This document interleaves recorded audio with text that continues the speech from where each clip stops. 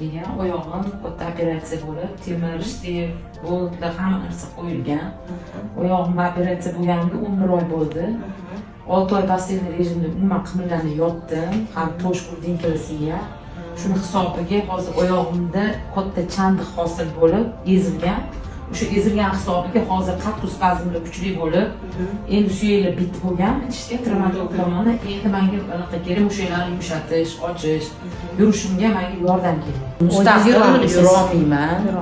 Yo'q, hassasiz hech narsa qila olmayman. Faqat hassa yordamida qo'limga olib. Qachon turdingiz oyoqqa o'zi? Turganimga halovatdan qachon turdingiz? Pasteldan turganimga bir 3 oy endi sal to'liqroq, 3 oy sal normalniroq. 6 oy 7 oy unaqa turadigan ahvolda emas, birovning yordamisiz harakatlana olmasam. Hozir faqat hassaga tayyorlab yuribsiz. Hassasiz hech narsani amalga oshirmayman.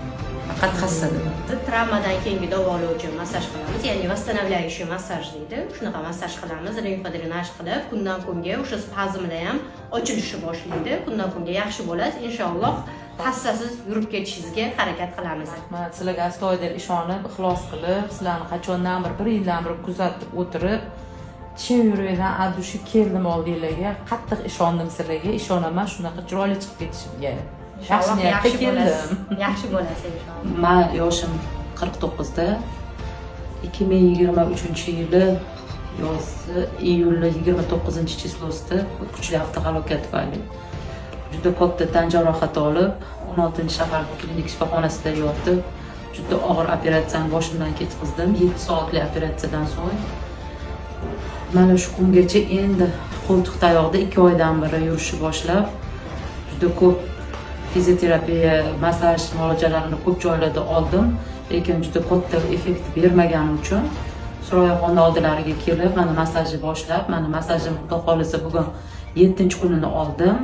O'sha xastalarim qo'l tutayoqda kelgan bo'lsam, qo'l tutayoqni tashlab, mana o'zim bemalol harakatlana oldim.